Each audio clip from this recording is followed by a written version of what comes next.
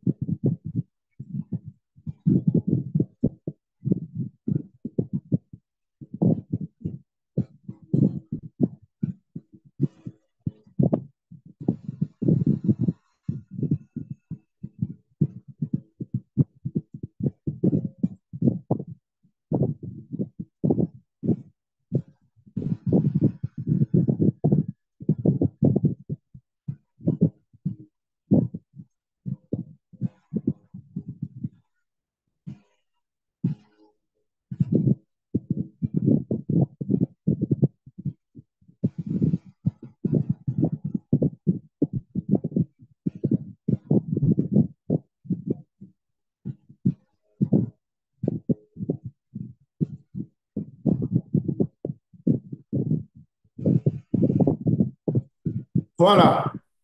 Bonjour à tous et bonjour à tous ceux qui viennent de nous rejoindre tout de suite. Nous allons débuter notre session. Il est 13 heures juste. Nous allons débuter notre session et notre présentateur du jour sera le professeur Ali. Nous allons vraiment dans cette présentation mettre un focus sur l'hygiène de main. Parce qu'en marge de la journée mondiale de l'hygiène de main qui s'est passée le 5 mai de cette année, chaque pays, chaque organisation qui ont comme spécialité la prévention contre des infections ont mené des activités, ont ressorti encore cette importance de la diffusion des informations sur l'hygiène de main. Et c'est ce qui va nous réunir ici, c'est ce qui va nous mettre ensemble aujourd'hui, la question sur cette importance de l'hygiène de main en marge de cette activité de la journée mondiale sur l'hygiène de main. Et le professeur Ali Boulaboula sera notre présentateur. Tout le monde connaît assez bien le professeur Ali Boulaboula, qui est actuellement le PCA de ECP et ECPCI, de l'RDC, et qui est aussi professeur en maladies infectieuses, qui a été plusieurs fois consultant à l'OMS, Africa CDC, ICANN, et qui est vraiment un grand amoureux de l'éducation qui, à chaque fois, nous aide à avancer en termes de connaissances. Donc, professeur Ali Boula, vous êtes là avec nous? Oui, docteur Dixon, je suis présent. Merci. D'accord, professeur. Bienvenue, professeur. Nous vous prions de bien vouloir déjà commencer à partager la page de votre écran, parce que vous allez prendre la parole dans les secondes qui vont suivre. Et nous disons bienvenue à tous ceux qui nous rejoignent.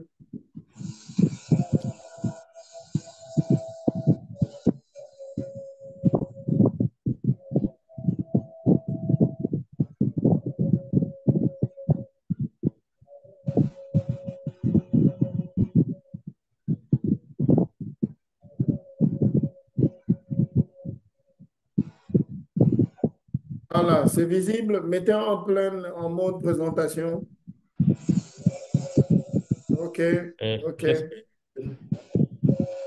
C'est bon, c'est en mode présentation, c'est bon. Voilà. Et comme nous le disions tantôt, le professeur Ali est actuellement le PCA de ECO PCI RDC. Nous lui laissons la parole pour nous rappeler encore de l'importance de l'hygiène de main pour nous qui travaillons au niveau des hôpitaux. Professeur Ali, à vous la parole. Merci beaucoup, monsieur le modérateur. Bon après-midi à tous les participants. Le, le titre de notre présentation, c'est la Journée mondiale 2024 et hygiène demain.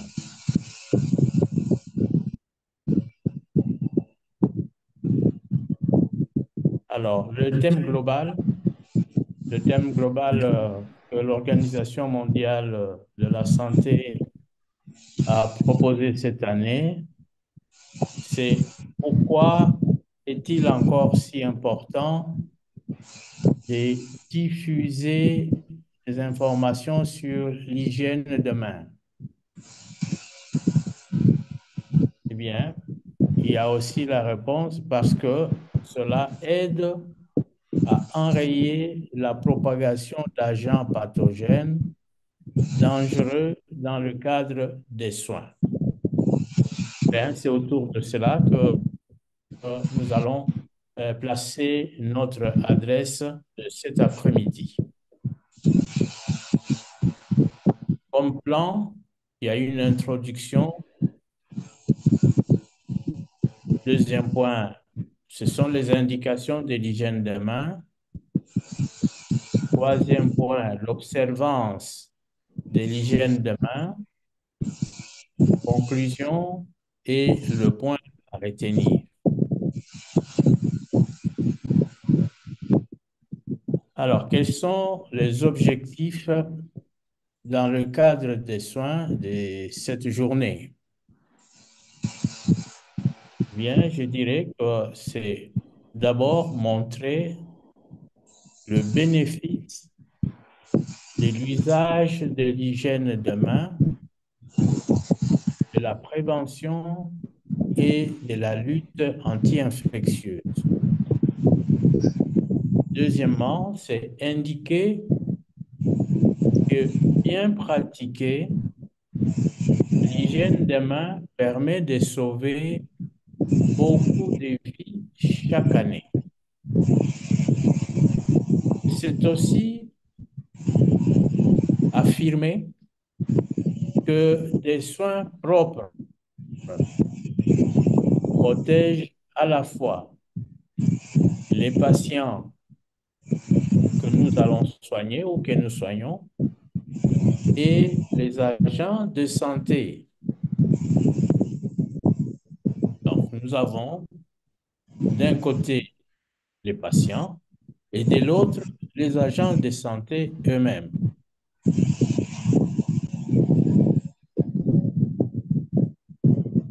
Indication de l'hygiène des mains. Il y a 5 indications de l'OMS et qui sont les suivantes. L'hygiène des mains devra être pratiquée avant un contact avec un patient. un geste propre et aseptique. C'est le cas, par exemple, dans l'insertion des dispositifs comme des cathéters.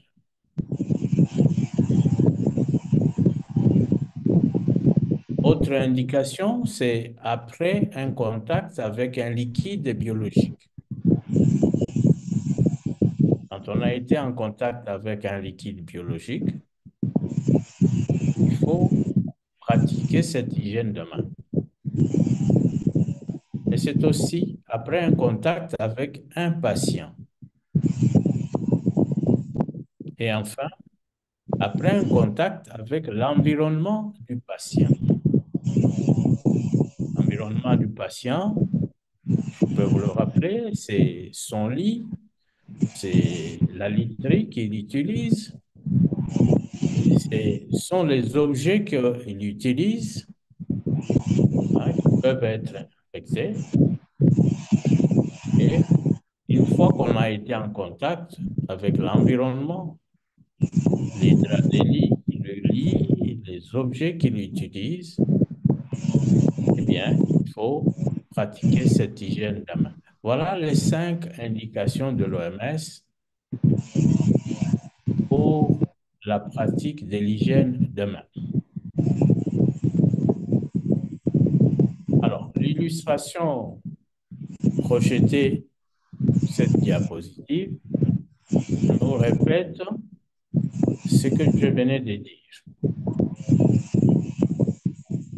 Je pense que c'est quelque chose que vous pouvez trouver sur Internet et qui vous est aussi familier.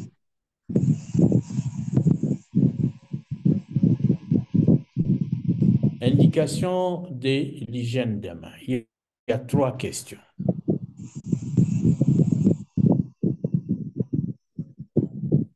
Qui, quand et comment? Alors, qui? Quand nous nous trouvons au lieu des soins,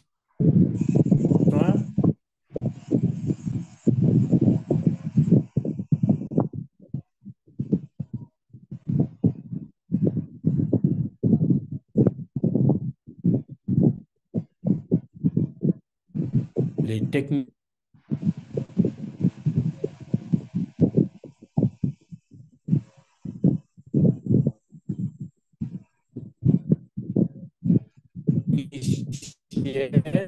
de surface.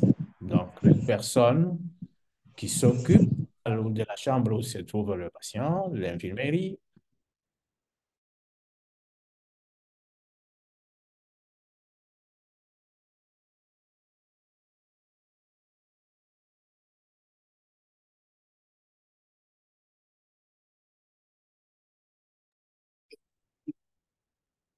Désolé, chers participants, nous connaissons un petit problème technique. Nous allons, le professeur Ali il se reconnecte déjà. Docteur Dixon, pouvez-vous me passer le pouvoir de partage pour que je l'aide, s'il vous plaît? OK.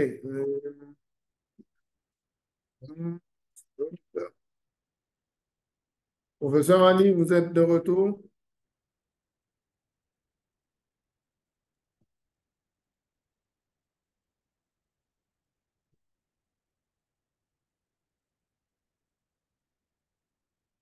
Professeur Ali?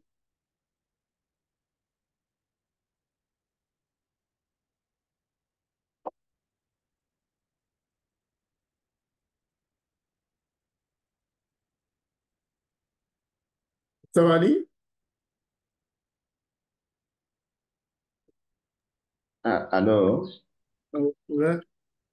je crois qu'il faudra demander Kanika, are you there? à Kanika, oui, oui, ou bien Yeah, I'm here. Yes, yes, yes. Can you allow Dr. Valerie to share his multiple screen? sharing. Yes, Dr. Valerie and me to share the screen, please.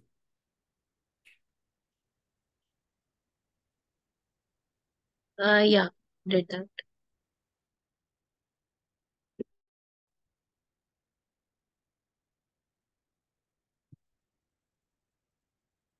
C'est bon, docteur Valérie, c'est visible. Allez-y, mettez en plein écran.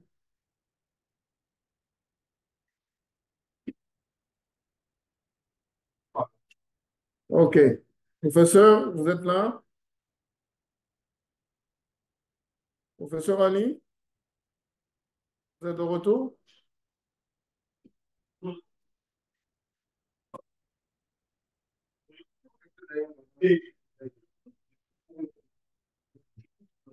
Professeur Ali,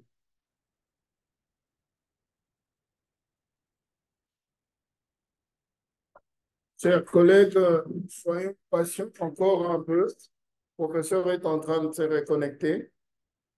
On a quelques soucis de connexion. Nous rappelons que le thème de la journée d'aujourd'hui, c'est l'hygiène demain, en marge de la journée mondiale de l'hygiène demain 2024, dont le thème principal est pourquoi est-il encore important de diffuser des informations sur l'hygiène demain. Et c'est Euh, de ça, Docteur Dixon, oui, est-ce que c'est possible qu'on essaye d'ouvrir le micro du prof?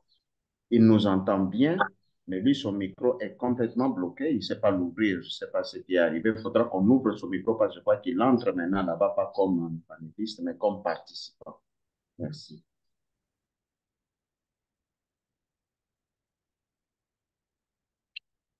They can open the microphone of Prof. Much better. He's listening to us, but unable to let us hearing it. Thank you. Tanika, could you help, please?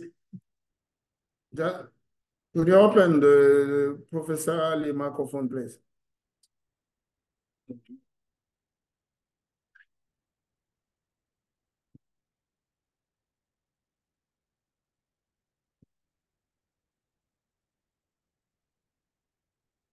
Professeur Ali, vous nous entendez?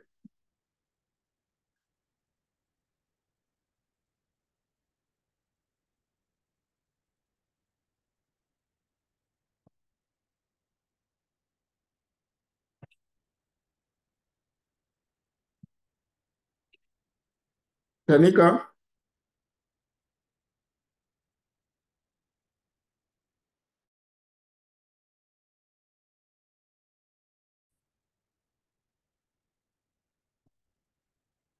Tanika,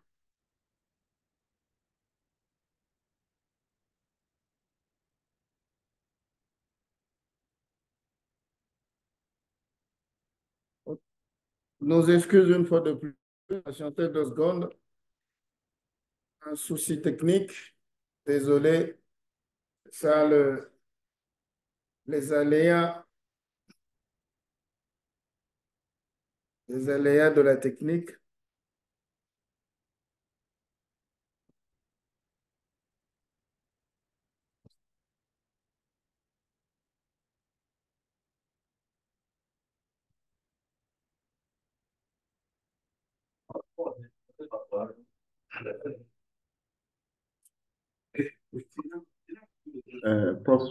Dr. Dixon, le professeur Oui, se déconnecte et il se reconnecte de nouveau. Il va utiliser allô, professeur.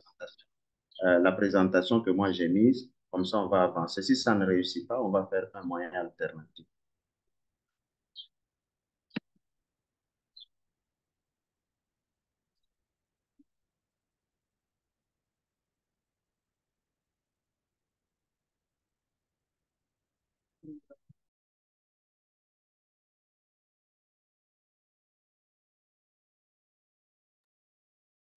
Non, oui, juste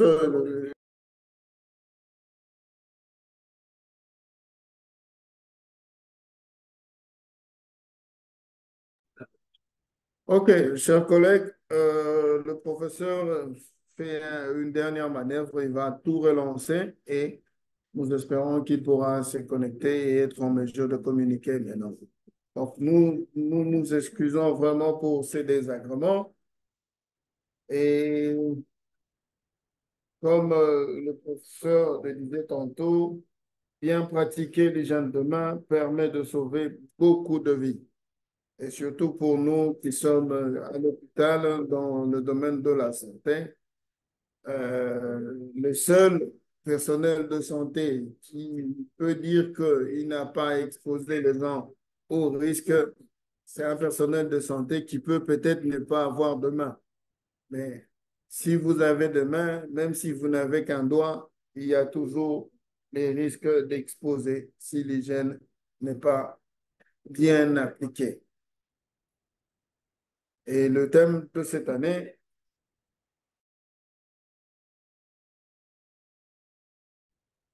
pourquoi est-il encore important de diffuser des informations sur les jeunes demain? Et nous espérons que chacun de nous, là où il se trouve dans toutes nos institutions, nous avons pu mener ne fût-ce qu'un petit geste en marge de cette date du 5 mai pour ressortir cette importance de l'hygiène de main partout où nous sommes. Parce que c'est vrai que nous participons à toutes ces formations PCI qui nous acquièrent de bagages suffisants pour aussi communiquer à notre tour avec tous les autres collègues qui nous entourent. C'est moi, jeter un coup d'œil à nouveau.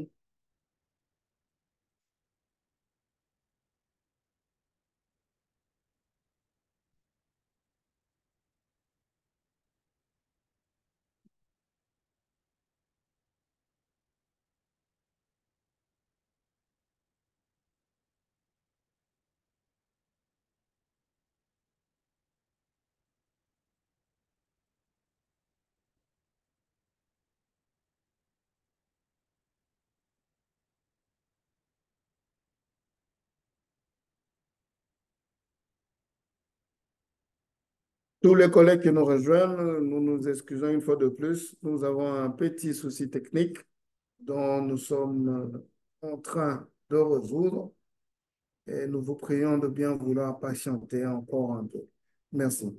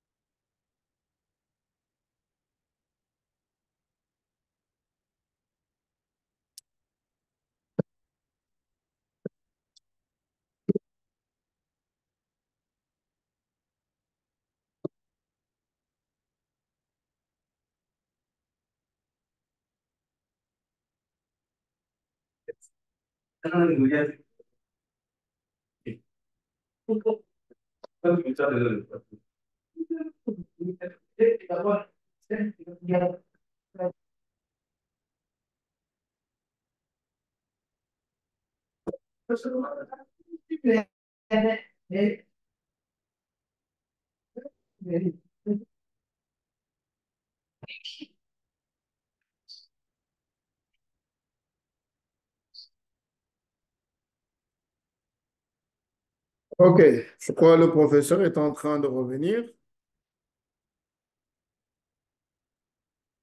Professeur, vous nous entendez? Terminé. Basta basta non badilisci.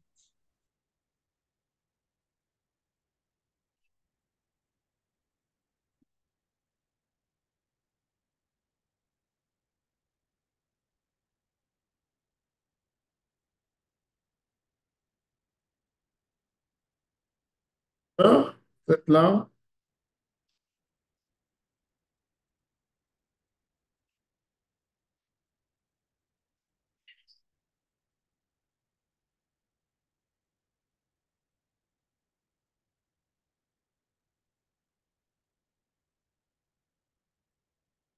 Professeur Ali?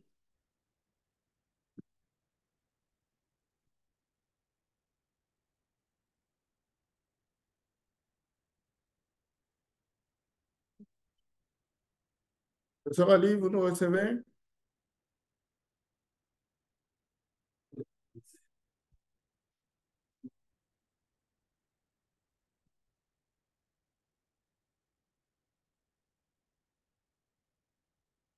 Professeur Ali?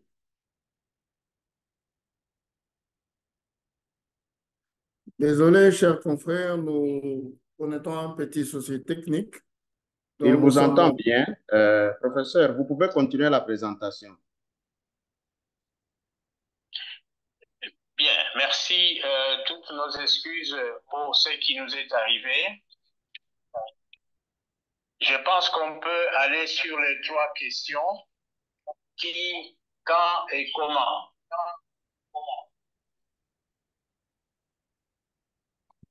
Oui, donc nous en étions, on a abordé la question qui, nous en étions à quand. Si vous pouvez avancer, le docteur Valérie.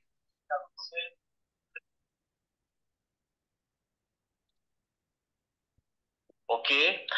Alors, qui, c'est le médecin, ce sont les infirmières et les techniciennes de surface. Diapositive.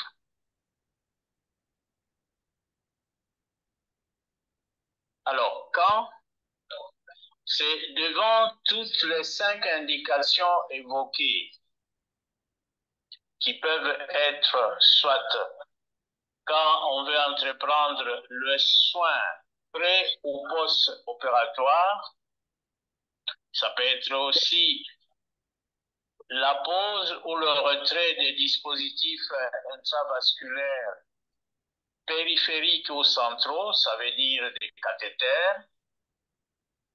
Ça peut être aussi le placement ou l'ablation d'une sonde urinaire. Passons. Alors, les indications de l'hygiène de main se font comment?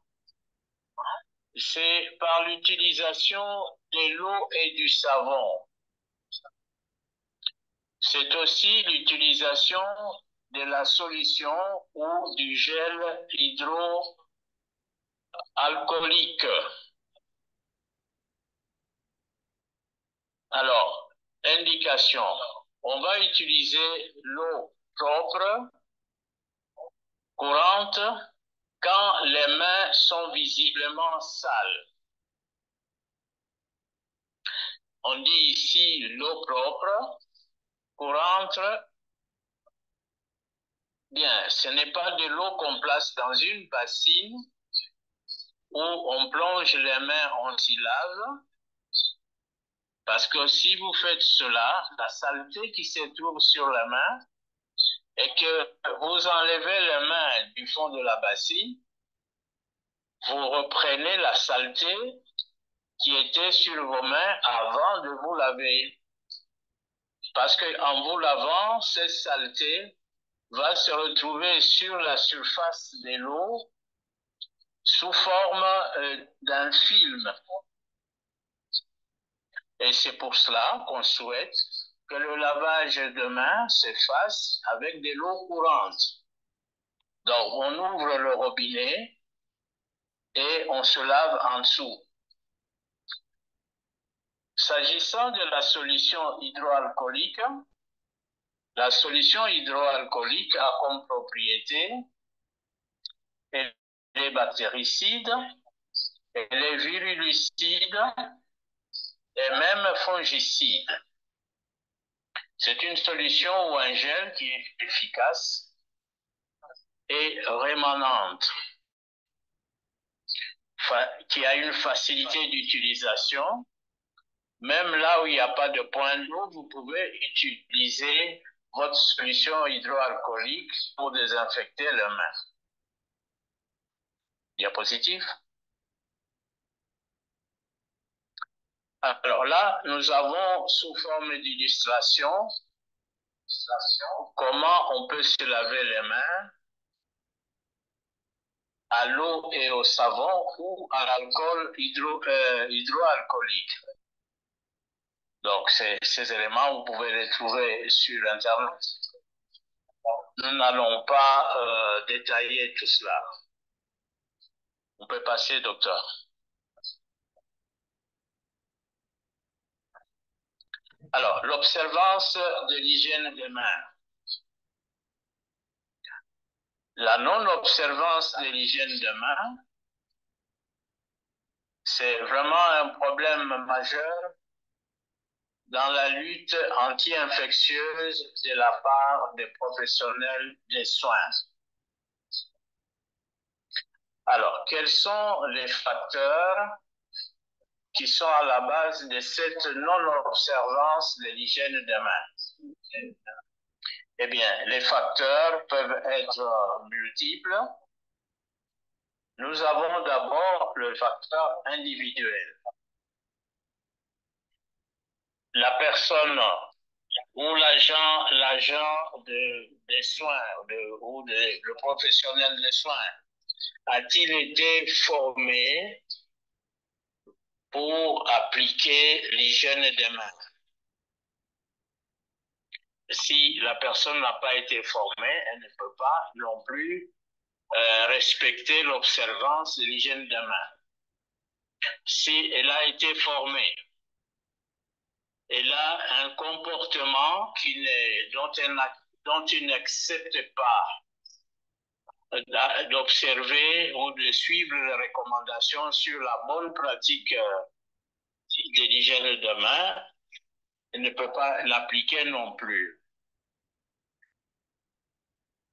Cela peut être aussi le manque d'expérience de l'individu. Quand on compare un professionnel de soins qui a fait plusieurs années à son poste et un jeune qui vient d'arriver, ces deux personnes n'ont pas la même expérience. Et donc, la deuxième personne, si elle ne s'applique pas, elle va commettre beaucoup d'erreurs et transmettre beaucoup d'infections avec ses mains. Un autre facteur peut être institutionnel. Le sous-équipement de l'hôpital. Ça peut être aussi le problème de mauvaise gestion des responsables de l'hôpital qui n'ont pas changé de système pour mettre suffisamment d'eau et de bonne qualité et du savon à la disposition des agents de soins ou des professionnels de soins. Un autre facteur peut être climatique. Là où vit une sécheresse, il n'y a pas de pluie, ça peut être aussi une région désertique. Voilà autant de facteurs qui peuvent favoriser la non-observance de l'hygiène de main. Diapositive.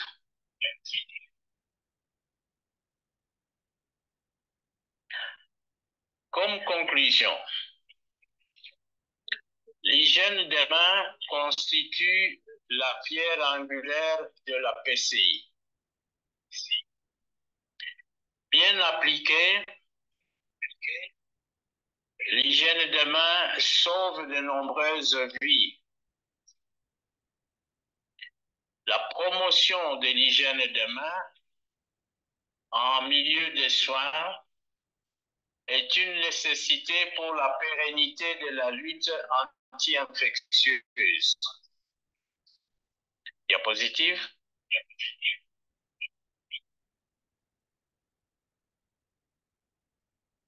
Que peut-on retenir? La diffusion de l'information sur l'hygiène de main est très importante et doit se poursuivre car elle contribue à la sauvegarde de millions de vies. L'eau et le savon sont les moyens les plus utilisés quand les mains sont visiblement souillées.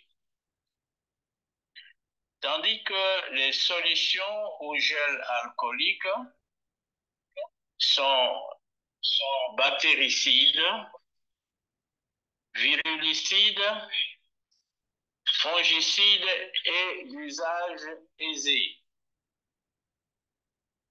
Je vous remercie. Merci beaucoup, professeur, pour votre présentation simple et surtout, c'est que vous êtes vraiment revenu sur le facteur qui s'associe à la non-observance de l'hygiène de main, qui est le facteur individuel, le facteur institutionnel, les facteurs climatiques. Ça, c'est deux problèmes. Et surtout, n'oublions pas ce que le professeur vient de dire, c'est que l'eau et le savon restent le meilleur moyen pour faire l'usage de main, l'hygiène de main, mais cela, il faut qu'il soit fait avec de l'eau courante, pas de l'eau dans une petite bassine. Voilà, chers collègues, chers participants, nous ouvrons le micro à tout le monde déjà pour commencer par vos partages d'expérience, surtout en ce qui concerne le facteur de non-observance de l'hygiène de main au niveau de vos institutions ou au niveau de votre expérience personnelle sur ça. Et surtout, nous partageons aussi l'expérience de ce que vous avez pu faire en marge de cette journée de l'hygiène de main qui a eu le 5 mai, qui était la journée mondiale. Le micro est à vous, chers collègues. Et si vous avez deux ajouts, n'hésitez pas, levez la main et on va vous accorder la parole. Oui, docteur Valérie, allez-y. Merci beaucoup, docteur, pour nous avoir accordé la parole. Également, merci au professeur pour le souci de pouvoir passer les choses aussi de façon limpide. C'est un thème qui nous tient beaucoup à cœur. J'aimerais bien insister sur l'aspect des prérequis. Ça veut dire que ce que nous devons faire avant de faire l'hygiène des mains. Parce que ceci est très important. La réalité des faits, c'est que nous ne nous regardons pas souvent les ongles comme professionnels de santé. J'ai toujours dit à beaucoup de gens qu'il est très important de savoir que quand on a accepté de devenir professionnel de santé, on a accepté de devenir laid ou laide. Pourquoi? Numéro un, c'est que les ongles que nous avons sont aussi des niches à travers lesquelles ou dans lesquelles les microbes peuvent se cacher. D'où il faut les couper court, régulièrement. Or, quand nous regardons souvent certaines personnes et souvent notre euh, du genre féminin préférerait garder les ongles longs. Et du coup, pourquoi on les garde? Eh bien, pour la beauté. Pourquoi est-ce qu'on met du vernis? Pour la beauté. Le contraire de la beauté, c'est la laideur. Donc, puisque dans l'hygiène des mains, il est requis de pouvoir couper les ongles courts, de ne pas avoir du vernis, eh bien, on a décidé d'être professionnel de santé et on a décidé de pouvoir être laid. Nous le retenons pour dire que c'est des prérequis importants. Deuxième chose, c'est que le prof a dit, quand les mains sont visiblement sales, on fait une approche de risque, on regarde et on réfléchit, on se dit non, non, je vais aller utiliser l'eau et le savon et pas la solution hydroalcoolique. Et c'est très important dans le domaine de la santé parce qu'on se bat avec les uns les autres. On vient d'un mariage et on a dû dépenser de l'argent pour ses ongles avec acrylique et on n'aimerait pas les faire partir. Mais on a dit bien, il faut bien les enlever parce que ces ongles avec acrylique ne sont pas indiqués pour l'hygiène des mains. Donc désormais, nos habitudes de beauté doivent être balayées dans un certain niveau, ici quand il s'agit de l'hygiène des mains, pour que nous ne puissions pas avoir justement à mettre les autres à risque ou faire une hygiène des mains de mauvaise qualité. Je vais terminer maintenant en disant que lorsque nous avons des manches longues, il est important de pouvoir les retrousser. Et le professeur a insisté sur la technique parce que lorsque nous ne faisons pas cette bonne technique avec les manches retroussées, il y a des risques à ce que nous puissions faire mal la technique d'hygiène de main. J'ai voulu insister sur ces aspects de façon à ce que nous puissions essayer de pouvoir aussi insister sur l'administration et ceux qui sont nos supérieurs pour qu'ils puissent suivre la mise en œuvre de ces mesures. Nous nous excuserons pour ce double son parce qu'on a un professeur en ligne qui nous écoute aussi et qui a besoin de pouvoir partager et répondre aux questions. Merci, docteur Valérie. Est-ce que dans le prérequis, tel que vous venez de nous l'indiquer, est-ce que nous pouvons aussi ajouter le fait de rendre disponible à proximité le gel hydroalcoolique et vérifier assez que le savon et l'eau est disponible à l'endroit où nous devons aller laver les mains avant de commencer toutes nos consultations?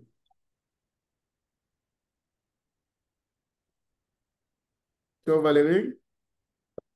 Docteur Dixon, on ne vous a pas saisi. Vous pouvez revenir?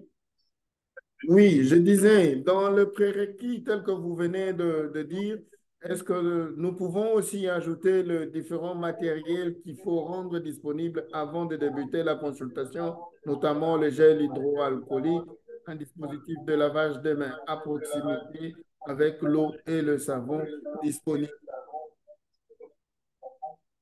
Évidemment, c'est ce que le professeur a dit dans sa présentation. Il dit, mais il faudra changer l'environnement.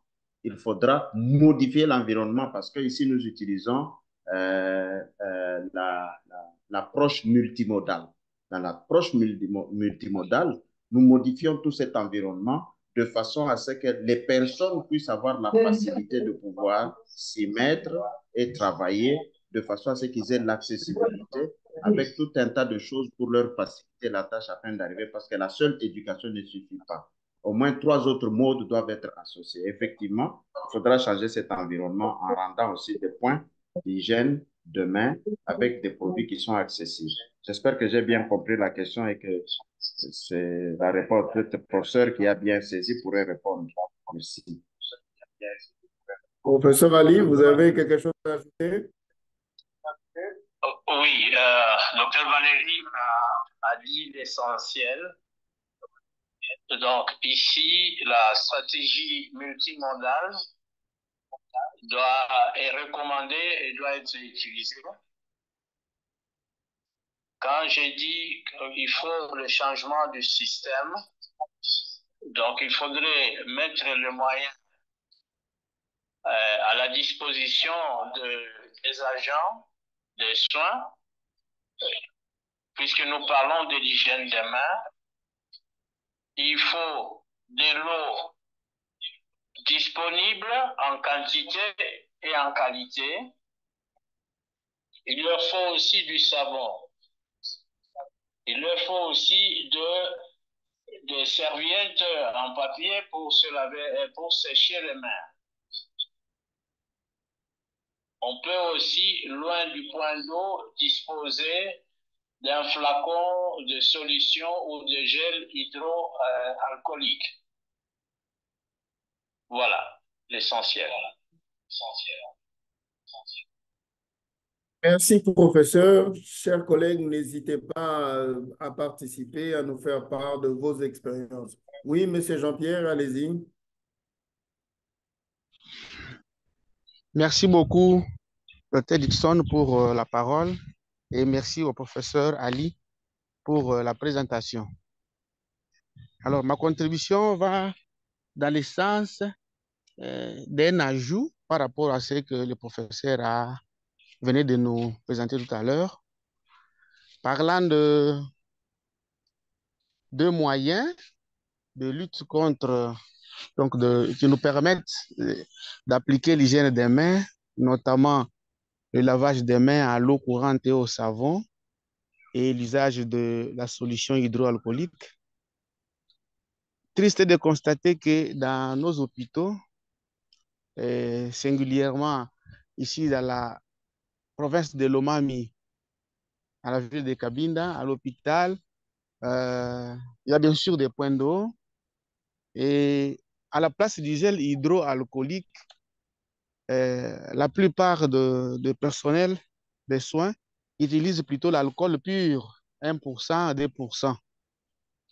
Les jours de la célébration de la Journée mondiale les 5, j'avais pris les soins d'organiser une réunion euh, pour partager sur ce. Et malheureusement, les personnels des soins étaient loin de comprendre ce que je voulais dire. Je leur disais ceci. L'important, c'est qu'on a besoin que la solution hydroalcoolique soit appliquée parce qu'elle traîne sur les mains. Elle fixe les microbes pendant un temps, alors que l'alcool pur se volatilise en vain. Alors, beaucoup avaient difficile de comprendre cette différence parce que pour eux, dedans, il y avait de l'alcool et ça suffisait. Et donc, pour dire que au-delà de ce que l'on connaît, il serait peut-être plus important de vulgariser davantage les modalités d'application de ces moyens nous permettant de garder nos mains propres afin de sauver des vies. Merci. Merci beaucoup, docteur Jean-Pierre, de corroborer le thème de cette année, qui montre qu'il est encore nécessaire et important de diffuser les informations sur l'hygiène de main. Cher professeur, nous avons une question. Est-ce que l'utilisation abusive de gel hydroalcoolique n'ont-ils pas d'action négative sur le microbiote non pathogène, sur le microbe non pathogène et ne favorise-t-il pas la résistance aux antimicrobiens? Professeur Ali? Merci. Merci pour la question. C'est vrai que la question est inquiet sur ça parce que on a dit que en utilisant de l'eau et du savon, on peut aussi à, à longueur de journée, on risque de faire irriter la peau.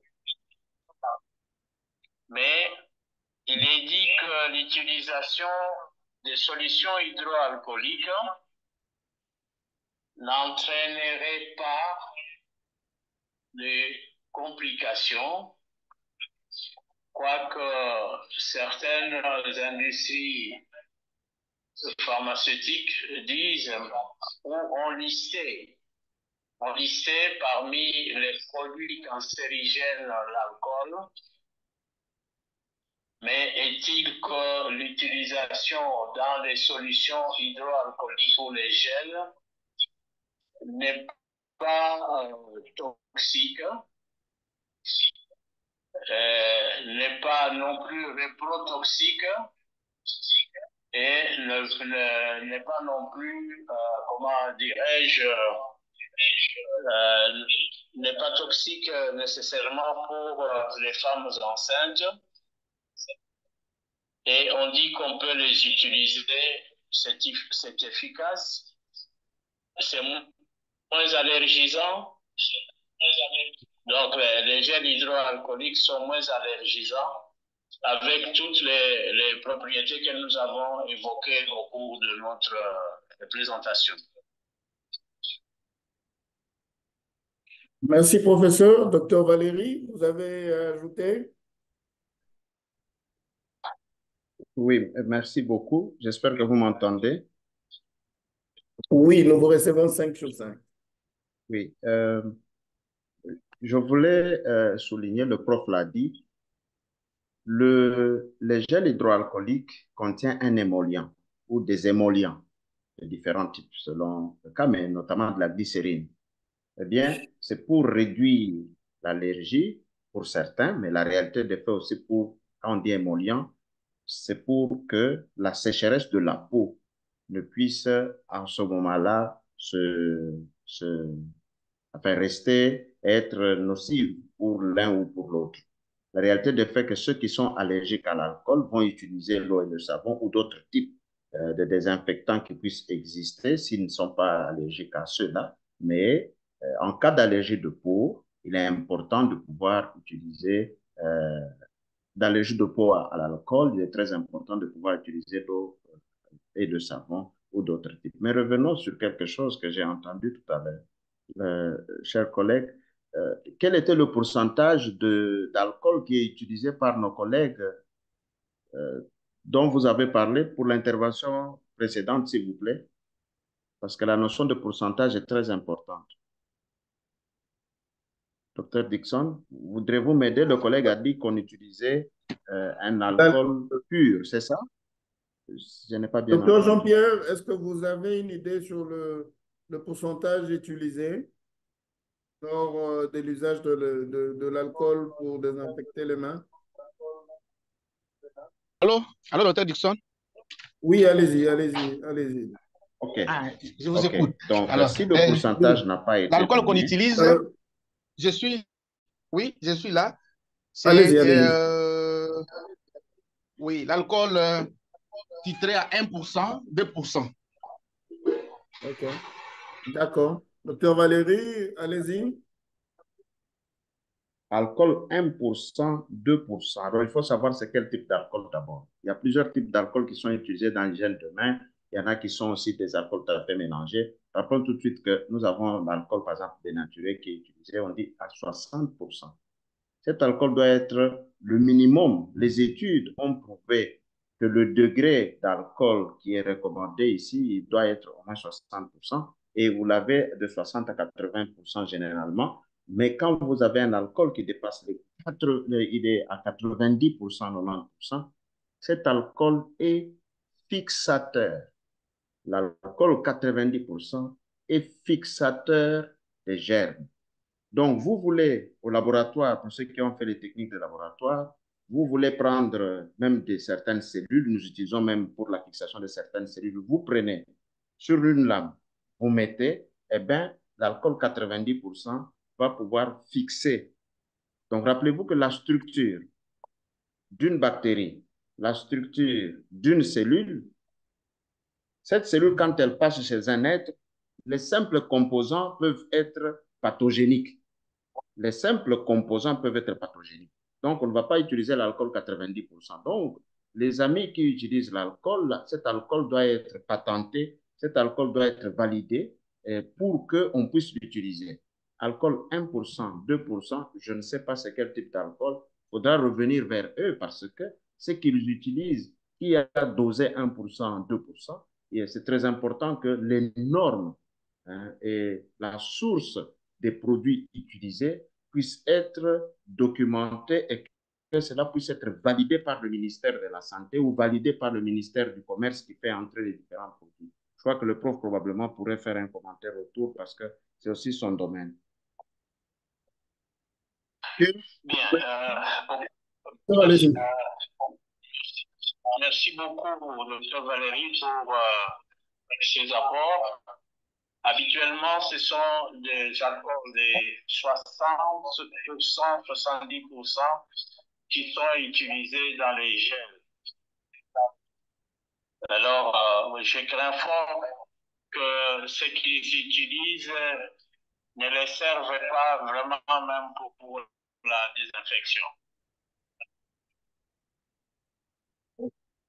Peut-être qu'il faille revérifier vraiment le pourcentage. D'accord. Merci. Bien reçu, professeur. Merci beaucoup. Monsieur Jean-Baptiste, allez-y. Bonjour, docteur Dixon. Bonjour. J'espère que vous m'entendez. Oui. Merci au professeur Ali pour la présentation.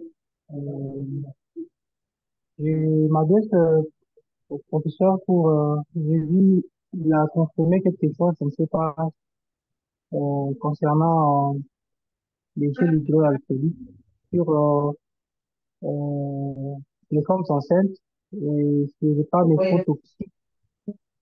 Bon, je ne sais pas s'il y a des évidences que nous les partageons aussi pour qu'on soit aussi à jour. Voilà, moi. OK, d'accord, d'accord. Je ne vous ai pas très bien suivi. Est-ce Je que, voudrais professeur, demander, allez-y, monsieur. Allez-y. oui, je voulais demander s'il y a des évidences concernant la non-toxicité des gels hydroalcooliques chez les femmes enceintes, ou bien ce n'est pas néphrotoxique. S'il y a des études qui ont été déjà menées, nous pouvons aussi nous ressourcer auprès du professeur. Euh, je pense que vous pouvez faire ces études, une étude bibliographique pour retrouver dans ce que j'ai lu. Les solutions hydroalcooliques comme les gels ne sont pas toxiques parce qu'ils ne pénètrent pas par la peau pour leur absorption, pour être aussi toxiques. Donc, d'après ce que j'ai lu. Si vous avez une source, vous pouvez aussi nous éclairer.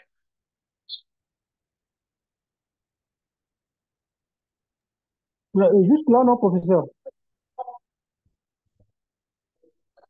En tout cas, ce que j'ai lu, ça ne s'absorbe pas par la peau.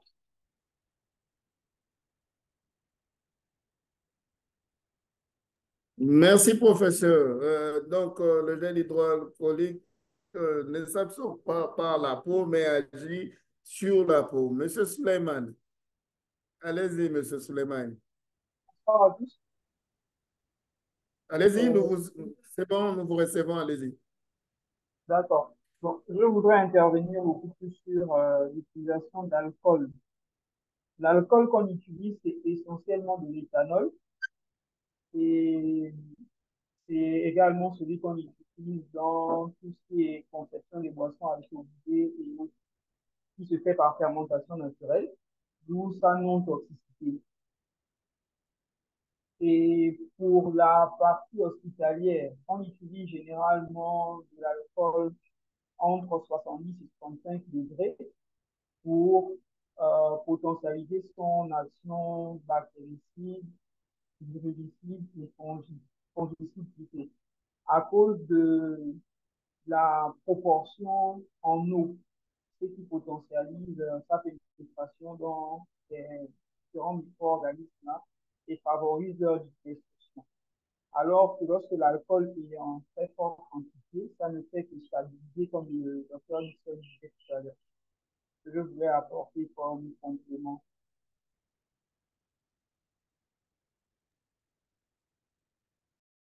Monsieur Suleiman, nous avons vraiment eu du mal à vous saisir. Le son semble ne pas être très clair. D'accord. Là, vous me saisissez mieux? Oui, nous vous saisissons, mais la voix est lointaine. Rapprochez-vous un peu du micro. Docteur Dixon, D'accord. s'il Là, a ça mis passe un mieux? dispositif des écouteurs, il peut enlever de façon à ce qu'il parle tout à fait ouvertement, sinon on ne va pas l'entendre. S'il a mis des écouteurs, qu'il les enlève de façon à ce que son micro passe plus facilement. Ok, je déconnecte les écouteurs.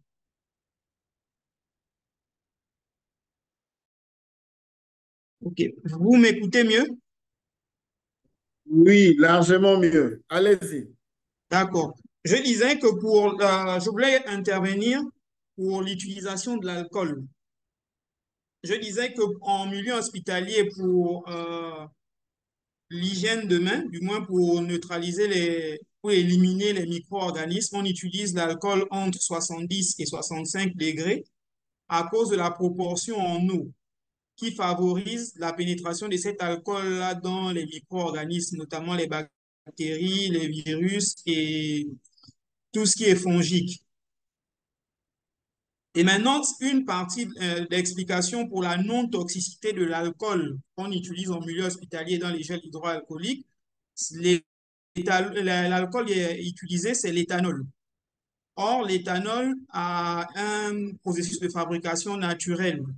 Et c'est généralement l'alcool qu'on retrouve dans toutes nos boissons alcoolisées.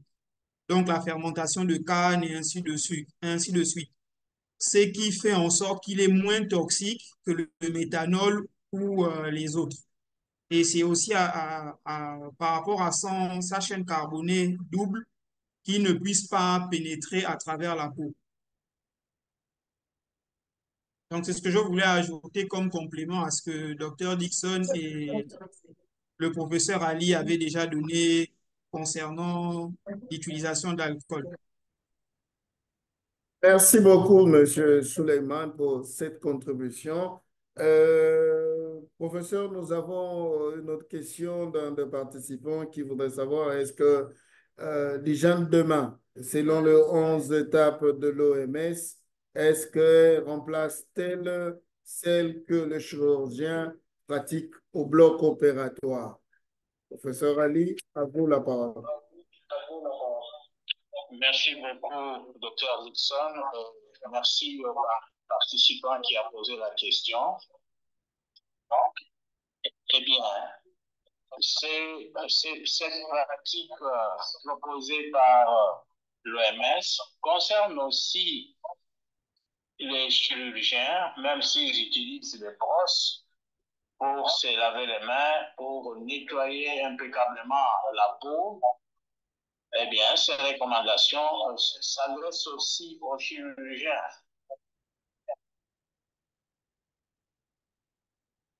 Merci. Merci.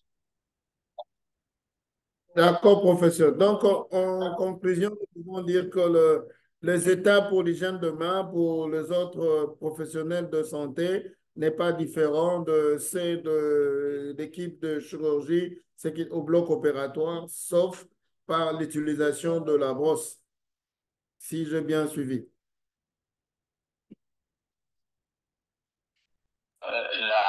L'hygiène de main est très rigoureuse et l'observance doit être très rigoureuse chez les chirurgiens parce que moindre saleté, la plaie opératoire, le champ opératoire est infecté et c'est la catastrophe après.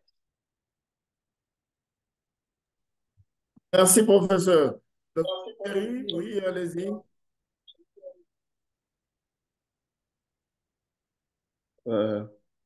Docteur Dixon, vous m'entendez? Oui, c'est bon, allez-y. Et je voulais dire ceci, que cette technique d'hygiène de main que nous avons dans les milieux de soins qui a été décrite par l'OMS, pour autant faite par la chirurgie, comme le professeur dit, elle ne remplace pas la technique qui est utilisée au bloc opératoire pour se préparer pour une intervention chirurgicale. Celle-là, elle est tout autre en termes de dire que nous allons aller jusqu'au niveau des coudes et c'est des choses très importantes. Je ne sais pas si vous m'entendez, je pense que je suis bien audible. Donc cela est très important. Le chirurgien, dans toutes ces autres interventions qu'il va pouvoir faire quand il est dans le tour des salles, quand il veut entrer au bloc opératoire, avant de pouvoir entrer, il fait aussi la technique d'hygiène des mains quand il arrive le matin, celle que le professeur a décrite par les différents portraits ou affiches qu'il a dû montrer, cette technique de l'OMS. Mais quand il arrive à faire maintenant le lavage qu'il fait pour faire son intervention chirurgicale, il va pouvoir faire le brossage et tout, aller jusqu'au niveau des coudes. Mais quand il va arriver au niveau des mains, il va appliquer cette technique. Elle est intégrée là-dedans. Donc, c'est très important. On ne va pas remplacer la technique d'hygiène des mains au niveau de chirurgie, mais on intègre la technique ici à l'intérieur parce que cela permet de pouvoir aller jusqu'au niveau des coudes, faisant la différence et le brossage également. Merci beaucoup. Merci beaucoup, docteur Valérie. Monsieur Emmanuel Mbouyi, voulez-vous nous partager votre expérience du 5 mai? Monsieur Emmanuel? Je suis dans ça, je ne peux pas parler, mais j'ai écrit. D'accord. OK. Merci beaucoup. Nous avons encore une autre préoccupation d'un des participants euh, pour ces précisions. Nous avons également déconseillé, ça c'est notre confrère Jean-Pierre, nous avons, qui dit que nous avons également déconseillé le séchage de main au moyen de serviettes. Professeur, qu'est-ce que vous pouvez nous conseiller comme bonne pratique pour le séchage de main après le lavage à l'eau et au savon?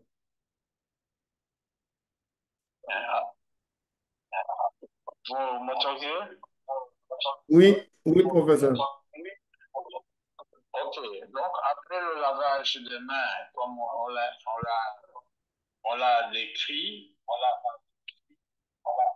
on sèche les mains avec des serviettes en papier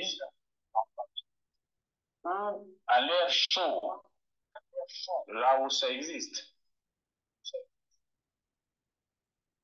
Mais la pratique d'utiliser des essuie-mains que tout le monde peut toucher, c'est pas recommandé. Donc, on utilise du papier et on jette.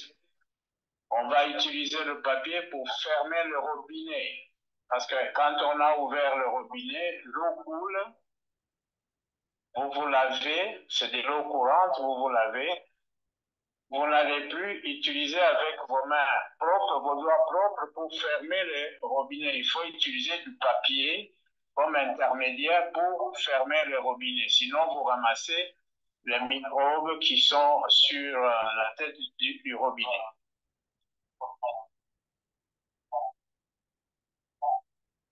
Merci, professeur. Mais pour ceux qui n'ont pas de papier, serviette ou le système de séchage chaud, qu'est-ce que vous pouvez nous recommander, professeur?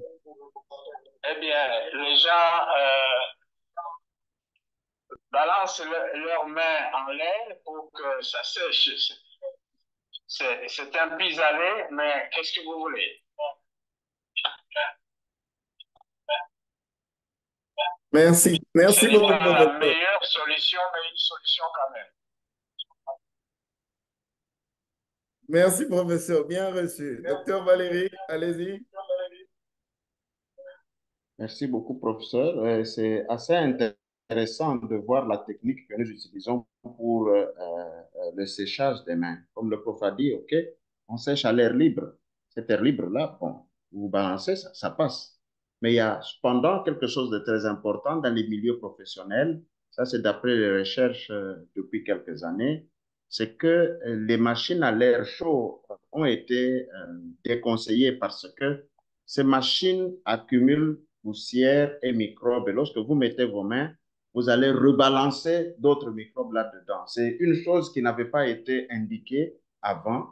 Et il existe d'autres techniques de séchage qui existent et qui n'utilisent pas ces souffleurs ou on appelle les séchoirs, je ne sais pas, mais les souffleurs d'air chaud, parce qu'il a été maintenant, on a documenté clairement qu'il remettait d'autres types de germes sur les mains et qu'il faut utiliser les serviettes. Alors, il faudra souligner tout de suite, faire la différence entre la serviette unique que tout le monde utilise. Vous pouvez utiliser une serviette unique à vous-même, que vous pouvez à ce moment-là aller recycler pour ce qui est de réutilisable. Vous utilisez une fois, elle doit aller au recyclage, à la buanderie. Mais si vous avez celle unique que tout le monde utilise, elle est déconseillée. Parce que nous les voyons d'ailleurs, elles sont appendues à un clou ou derrière la porte et tout le monde y dépose les germes, reprend les germes de l'un et de l'autre. C'est ainsi que celles-là, elles sont vraiment déconseillées. Je voulais rajouter peut-être en dernier, pour dire qu'aujourd'hui, on n'utilise pas seulement une seule qualité d'alcool. Vous pouvez avoir des combinaisons de plusieurs qualités d'alcool pour essayer de pouvoir améliorer les résultats ou l'efficacité du produit que vous utilisez. Je crois qu'il y en a qui ont utilisé le produit qu'on appelle stérilium.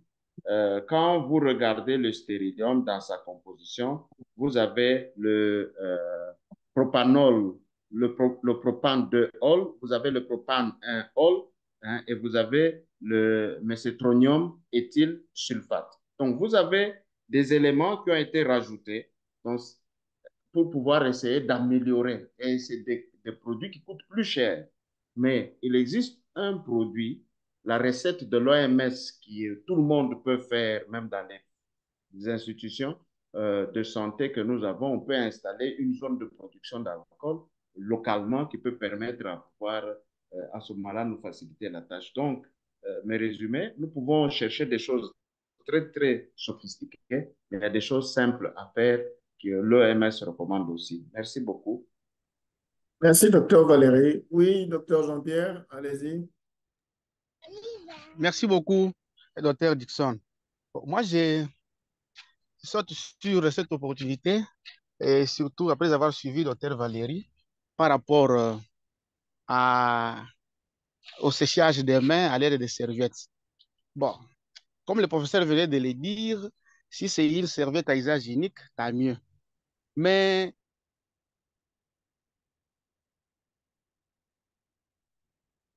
docteur Valérie, qu'elle est individuelle, moi je pense que c'est risqué. Parce que si elle est individuelle, après avoir séché, on la retourne où? Souvent, c'est dans nos poches. Et quand on remet dans la poche, est-ce que la poche-là est À la stérile? buanderie. J'ai dit à la buanderie. Merci beaucoup. À la buanderie, là, c'est supposé que Donc, vous nous n'avez avons qu'un des seul malade à serviettes voir. en tissu qui sont utilisées. Oui. Vous les renvoyez à la buanderie. Vous l'utilisez une seule fois et on la renvoie à la buanderie. Il y a des institutions où c'est comme ça. Ça existe. Je travaille dans un projet où vous avez ce genre de choses. Et il y en a plusieurs. Vous Merci. utilisez, c'est renvoyé à la buanderie. Vous ne pouvez pas la réutiliser. Ça coûte Merci. cher, mais Oui. c'est là où vous ne savez pas avoir les serviettes en papier parce que aussi le circuit d'alimentation, d'approvisionnement poserait problème. Donc, on s'adapte aux réalités de terrain. Merci beaucoup. Merci beaucoup, docteur Valérie, pour cette information. Dans des Donc, cas idéal où, comme on vient de le souligner, allez-y, on a un allez-y. bon... Oui. Oui, dans la mesure où vous avez... alors, l'institution est bien organisée avec toutes les ressources disponibles. Mais dans les conditions telles que vécues à l'intérieur, dans les fonds pays, c'est que ces services-là n'existent pas. Alors, on a peut-être 30, 40 ans d'avoir seul et on ne saura pas passer par le lavage des mains. Plutôt à l'utilisation du gel alcoolique qui parfois fait défaut, on utilise l'alcool ordinaire, comme vient de le dire. C'était un peu ça que je voulais relever. Heureusement qu'il est revenu sur ce qu'il avait dit. Merci. Merci, merci beaucoup, docteur Jean-Pierre. Nous avons aussi une préoccupation de nos collègues en ligne qui voudraient savoir les outils d'évaluation sur l'hygiène de main pour améliorer l'observance. Est-ce que, professeur, vous pouvez nous dire quelque chose sur ces outils? Il en existe? Où est-ce qu'on peut en trouver? Deuxième tiré, Et organiser le transport sécurisé des personnes malades. Madame, ok. Nous disions que les outils d'évaluation pour améliorer l'observance de l'hygiène de main et l'autre préoccupation du collègue, c'est quel serait l'apport du laboratoire pour cette thématique. De prélèvements inopinés sont envisagés. Est-il pertinent? Quel est l'apport du laboratoire pour améliorer cette observance de l'hygiène de main? Docteur Ali? Merci beaucoup, docteur Dixon. Merci aussi pour madame qui a posé ces deux questions. Concernant les outils, l'évaluation, l'OMS a mis à la disposition de professionnels de santé et des établissements de santé, comme le pays aussi, des outils pour évaluer toutes les composantes, les principales composantes, les six, l'outil comme l'INCAF,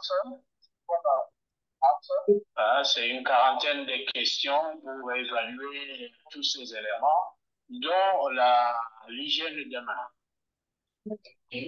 Donc, ce sont des outils qu'on peut trouver sur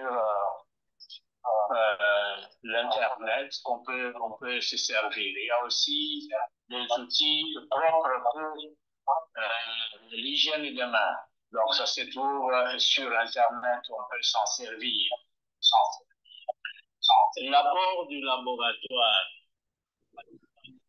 Bien, si on veut faire une étude, il y a, des outils où l'individu peut placer une sorte de gel entre ses mains et il utilise une lampe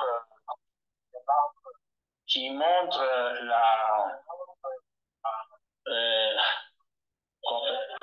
comment ça s'appelle, La brillance. la brillance des Fluorescence. germes qui sont sur les mains. On peut les voir et on va se rendre compte si le lavage de mains qu'on a utilisé était efficace ou pas. On peut essayer avant de se laver les mains et après. Je pense que c'est utilisable. C'est utilisable. Mais si on veut faire une étude, ben, on fait des prélèvements appropriés et on verra qu'il y a des germes.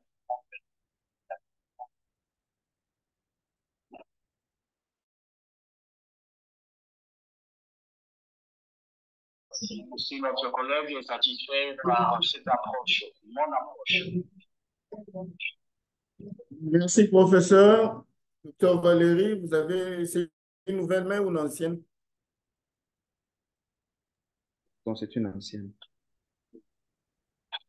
OK, d'accord. Monsieur Emmanuel nous a partagé aussi son expérience de 5 mai où il dit qu'il a eu à faire un tour dans 2 structures de la place où il a constaté que le dispositif de lavage des mains sans eau et d'autres sans savon ni de serviette. Le personnel soignant de sexe féminin avec de faux ongles. Certaines personnes avaient leur propre flacon de solution hydroalcoolique et dans une structure disposant de services de soins intensifs, il n'y avait pas le point de lavage des mains ni à l'intérieur de la salle, ni à l'entrée de celle-ci. Plusieurs médecins ne lavent pas les mains après avoir touché le malade dans le tour de salle. Ça, c'est l'observation de l'activité que M. Emmanuel a menée le 5 mai. Ça, c'est vrai que le médecin nous semble le plus têtu. On encourage tout le monde à laver les mains et nous ne montrons pas l'exemple le plus souvent. Chers collègues, y a-t-il quelqu'un qui a quelque chose d'autre à ajouter, un commentaire, une expérience à partager? Ou c'est moi qui est dédié à l'hygiène des mains? Madame Judith, allez-y. Ouvrez votre micro, s'il vous plaît. Oui, Voilà. merci beaucoup, docteur Dixon, pour la parole. Nous remercions le professeur Ali pour sa présentation. Nous remercions aussi docteur Valérie parce que j'avais une question. Heureusement, il a pu répondre. C'était par rapport au séchage à l'air chaud. Voilà. Par rapport à l'hygiène des mains, nous travaillons à l'hôpital provincial de Bukavu. Bon, nous avions eu à faire des sensibilisations pendant les 3 premiers mois par rapport à la journée mondiale de l'hygiène des mains. Et nous constatons une chose, comme docteur Valérie l'a dit, il y a un problème de prérequis par rapport à l'hygiène des mains. Il n'y a pas que les ongles, il y a aussi nos accessoires jusqu'au poignet, nous les prestataires des soins, les bagues alliances et les bracelets pour les dames et les vernis comme docteur Valérie l'a dit. Et il y a aussi un petit souci, c'est par rapport à la nuance. La nuance entre le port des gants et l'hygiène des mains, parce que souvent, on se rend compte que les prestataires des soins pensent qu'en portant les gants, ils sont directement dispensés de pratiquer l'hygiène des mains. Et tout cela, c'est souvent lié, comme le prof l'a dit, au manque d'information. Il y a un manque d'information et c'est ce qui fait à ce que il y a souvent un manque d'observance de l'hygiène des mains. Et donc, nous pensons qu'avec la sensibilisation, des séminaires et des conférences dans nos hôpitaux, cela pourrait aider à ce qui est pérennisation de cette activité d'hygiène des mains. Merci beaucoup. Merci beaucoup, Madame Judith, pour votre participation, surtout votre partage d'expérience. Chers collègues, y a-t-il quelqu'un d'autre qui a une expérience à partager ou surtout en marge de ce mois de mai dédié à l'hygiène de main? Docteur Valérie, allez-y. Il y a un professeur qui a levé la main. Oui, Peut-être ma demande, professeur, c'est que allez-y. le collègue qui a Ça dit qu'on ne fait plus le brossage au bloc opératoire, qu'il puisse élaborer. S'il vous plaît, revenez une fois de plus, docteur Valérie. Docteur Juvent, ce problème de nuance, la confusion qu'il y a autour du lavage de mains et le port des gants. Qu'est-ce que vous avez dit à ce personnel qui trouve que en portant seulement les gants, ça suffit, on peut se dispenser du lavage de mains? Qu'est-ce que vous avez dit? Oui, merci beaucoup, professeur.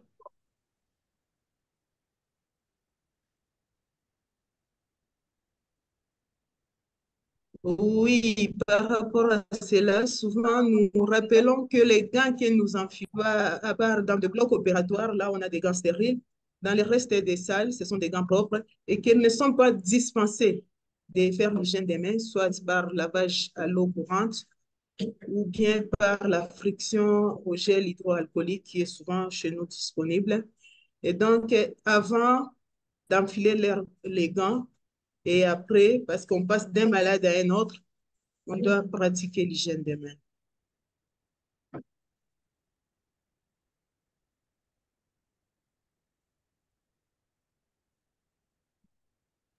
Pratiquer ou Alors, je ne sais pas. d'effectuer un geste donné, il faut se laver les mains et enfiler le gant, mais après, Ouais. quand on termine, Ouais. on enlève la on se lave encore les mains.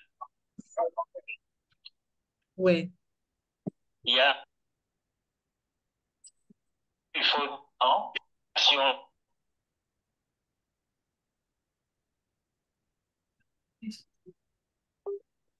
je ne sais pas si on avait un malade dans une salle, combien de paires de gants on va utiliser à la fin de la journée?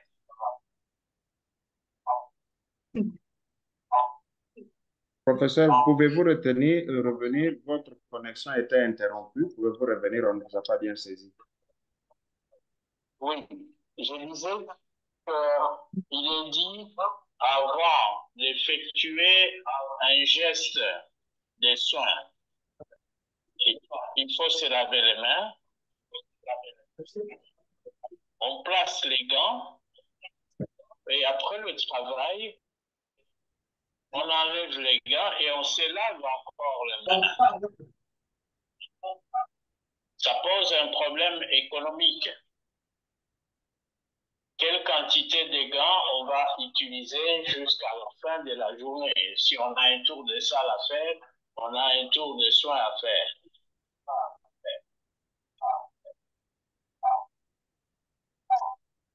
Je ne sais pas si le docteur Judith a pu compter au moins combien de gants il utilise à la fin de la journée ou du tour de salle ou des soins. En moyenne, dans une salle de 20 malades, on arrive à utiliser même 100 paires de gants. Parce que nous avons des infirmiers, nous avons aussi des stagiaires. Voilà. Alors, il y a une hyperconsommation des gants.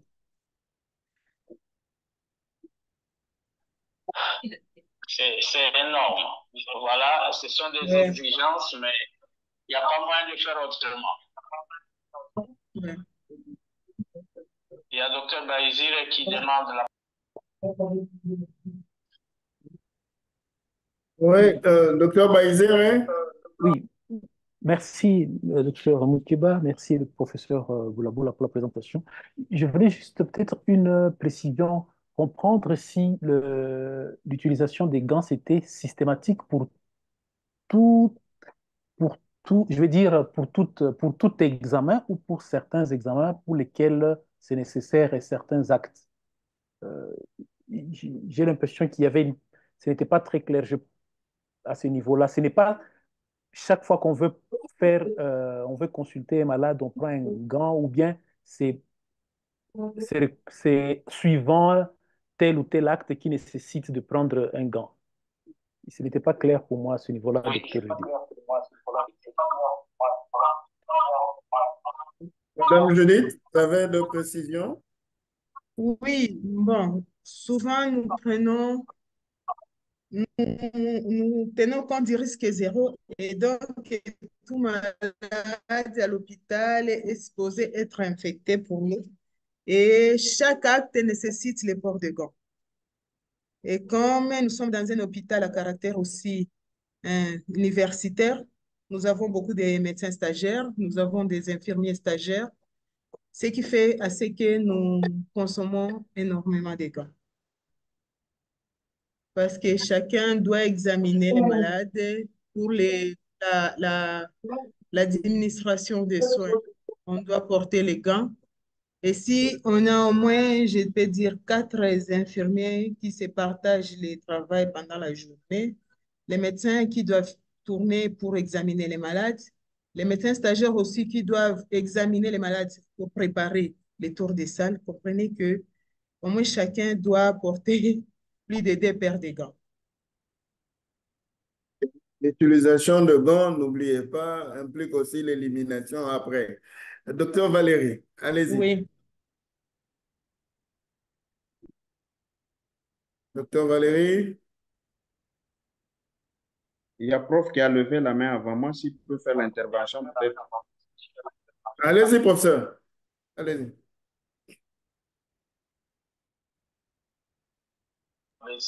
Ah, OK.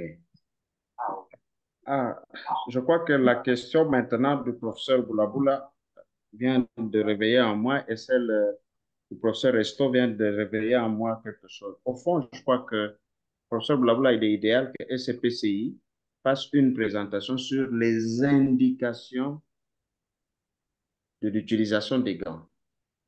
Parce que il y a des actes pour lesquels il faut utiliser les gants, des actes pour lesquels ce n'est pas nécessaire d'utiliser les gants, mais également, c'est des choses à contextualiser suivant les milieux. Ça veut dire, par exemple, nous pouvons avoir une épidémie, par exemple, dans le cas d'épidémie d'Ebola, qu'est-ce qu'on fait? Donc, on circonstancie les choses. Cela nous aiderait. Mais également quelque chose sur l'utilisation des outils, sur l'observance de l'hygiène des mains. Ça veut dire de ce dont le prof a parlé, parce que nombreux probablement n'ont jamais utilisé ce genre d'outils. Je crois qu'il faudra revenir sur les indications d'utilisation des gants. Professeur Boulaboula, c'est un thème qu'il aime beaucoup parce que je me rappelle qu'il a dû utiliser ou présenter ça dans ce temps-là avec Aiken oui, à l'époque, je crois que c'est quelque chose qu'il faudra retourner. Parce qu'on peut avoir une hyperconsommation des gants alors que ce n'est pas indiqué. Pour une consultation d'un patient simple comme ça, on n'a pas besoin d'enfiler les gants. Ce n'est pas une des indications, sauf A, B, C, D. Donc, il faudra qu'on rentre là-dessus par rapport aux choses de l'OMS. Mais j'ai dit de nouveau, ces choses sont à circonstancier suivant les réalités de terrain, probablement que à l'hôpital là, il y a une réalité qui fait que pour l'examen des malades, qu'on puisse toujours enfiler les gants. Ce n'est pas toujours nécessaire.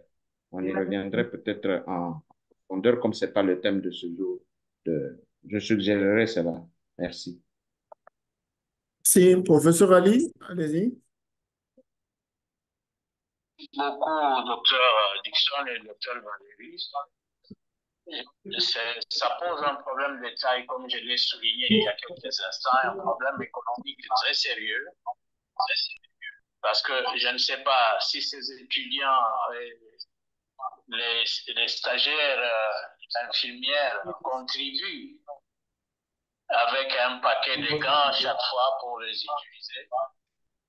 Ça pose un réel problème dont il faut examiner qu'est-ce qu'il faut comme geste pour tel examen ou tel type de soins. Je pense que nous sommes disposés à aider, à refaire une communication là-dessus. On en a déjà fait auparavant, comme Dr Valérie venait de le dire.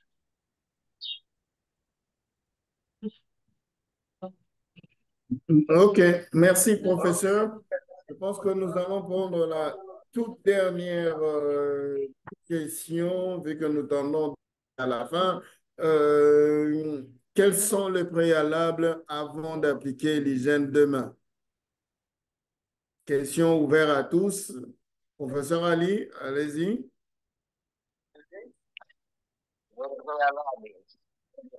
pense que nous avons dit l'essentiel là-dessus. Les indications sont claires. Je ne sais pas si il y a autre chose qui n'a pas été dit et qu'un panéliste peut nous aider à ajouter. Oui, docteur Jean-Pierre, allez-y. Merci beaucoup, docteur Dixon, pour la parole. Moi, je pense que tout ce qui a été dit vaut son pesant d'or. Mais seulement, comme l'a souligné l'un des intervenants, on ne peut pas aller directement pour se laver les mains alors qu'on a encore sa chemise, manche longue, non déboutonnée, non retroussée. On a sa montre au niveau de son bras et on a peut-être son alliance de mariage. Bon, c'est tous ces accessoires-là qu'il faut d'abord commencer par arranger avant d'aller au niveau de la station des points d'eau pour se laver. Et bien sûr, c'est rassurer qu'il y a de l'eau, qu'il y a la serviette, qu'il y a du savon. Dès qu'on a tous ces éléments, et bien entendu, on est rassuré que non, là, on va effectivement rendre ses mains propres. Merci. Merci, merci. Et surtout, je tenais à rappeler à tous les participants que les étapes pour l'hygiène de main avec l'eau et le savon commencent par mouiller les mains. Ça vous aide aussi à vous rassurer qu'il y a de l'eau avant de mettre le savon. Sinon, vous vous retrouvez avec du savon sans eau. Donc, professeur Ali, vous avez quelque chose à ajouter? Ou c'est une ancienne main? Non, mais vos interventions avec le docteur Jean-Pierre soulèvent vraiment, parce que pour nous, c'était un prérequis, on le savait déjà. Mais c'était nécessaire de rappeler. Merci. Et merci à tous les participants. Il est 14h30 heure de Kinshasa et nous avons été très heureux de vous avoir avec nous pour partager sur ce thème de l'hygiène de main en marge de la journée mondiale de l'hygiène de main de 2024. Et nous avons aussi été très heureux de vos participations, de vos questions. Et nous vous rappelons que bien pratiquer l'hygiène de main permet de sauver beaucoup de vies car de sang propre, c'est de soins propres, c'est de soins qui vont même aussi au niveau financier moins impacter sur le temps d'hospitalisation pour votre patient. Nous disons un grand merci au professeur Ali Boulaboula pour ce travail de titan qu'il fait pour toujours mettre en exergue la PCI au niveau de l'Afrique et en RDC, et surtout à nous tous qui continuons à prendre part à ces forums à chaque fois. Professeur Ali, un dernier mot? Bien, Dr. Dixon, je commence par vous remercier pour avoir accepté de modérer cette séance. Je remercie aussi tous les participants qui sont venus agrémenter cette session. Je vais remercier aussi l'équipe de Madame Kanika de IECO Inde qui nous a permis d'atteindre les uns et les autres et pour partager la session d'aujourd'hui. Nous allons continuer tout au long de ce mois de mai avec le thème de l'hygiène de main, avec différents intervenants qui vont nous parler de l'hygiène de main sous différents sujets. Merci, merci infiniment. Prof, on réclame le formulaire d'évaluation. Les participants réclament. Oui, c'est un bon geste. Je vais demander à Madame Kanika de le mettre, de le mettre à la disposition des participants. Merci beaucoup, professeur. Et nous disons aussi merci à Dr. Valérie pour le soutien technique. Sans vous, ça allait être compliqué aujourd'hui. Merci beaucoup. Et au revoir à tous. Bon après-midi et bon week-end à tous. Nous nous reverrons le vendredi prochain pour un autre thème. N'oubliez pas l'évaluation. Professeur, il y a l'évaluation. Je redemande à Madame Kanika qui nous suit de mettre à la disposition des participants cet outil d'évaluation. Kanika, is it D'accord. possible to put the evaluation? Reprenez, docteur Valérie. Elle n'a pas saisi. Dear Kanika, is it possible to put up the evaluation form for the participant?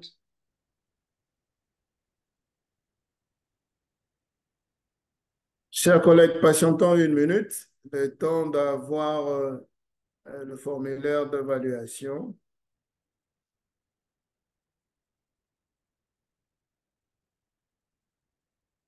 Kanika, are you there?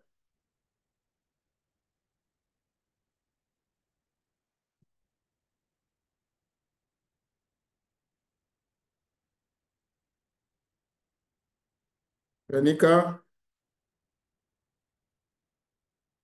do you hear us?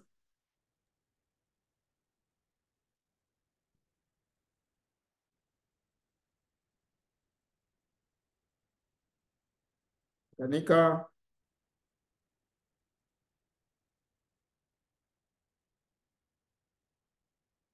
On peut, If it's on not peut ready today, you donner can do pas it next d'évaluer in the next aujourd'hui session. parce que OK.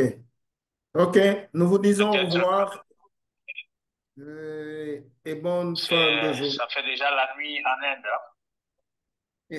Oui, c'est ça. Bonne fin de journée à tous et bye bye.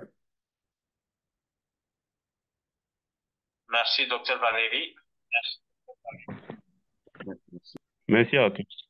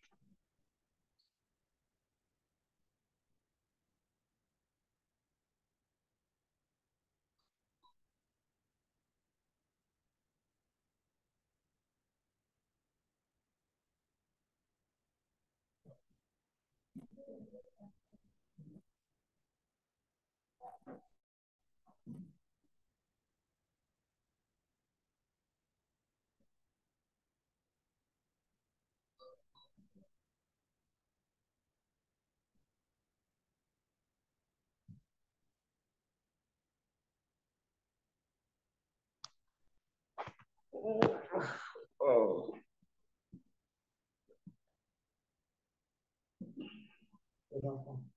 Non, sinon ça va. Donc,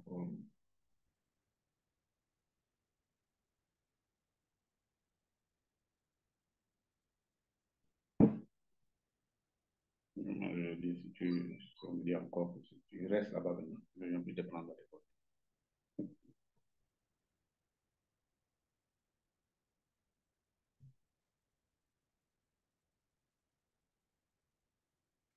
Oh, dans les lycées, là, donc bientôt, l'école est finie. Dans les lycées, là, je dis donc à 1000 là, l'école se termine. Oh.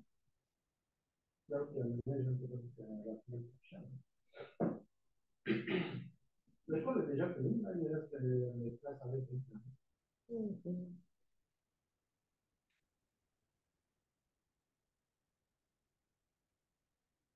Non, c'est l'autre qui est papa de l'école.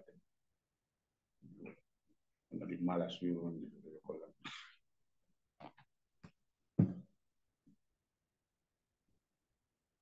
l'époque, c'était quand même fin juin. Maintenant, carrément, mai.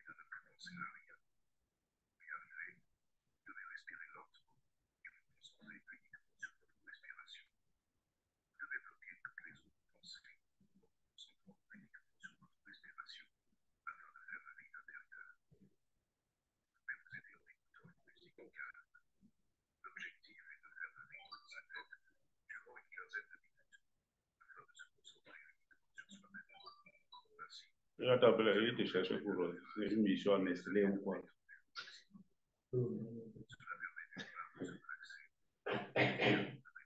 Tu m'as appelé hier, hein? Tu m'as appelé hier,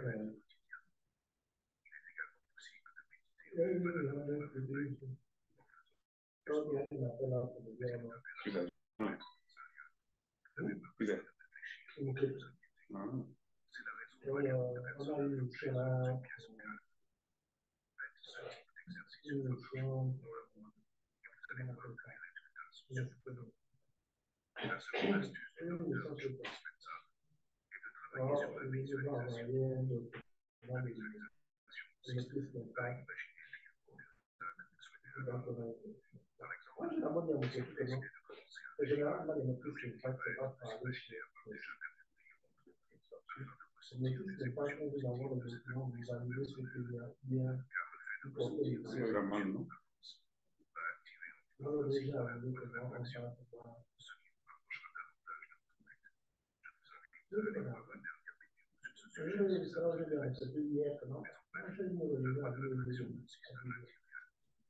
Donc, c'est pas évident de les faire. Donc, il y a eu le réalité. Moi, les missions étaient déjà tirées, même si.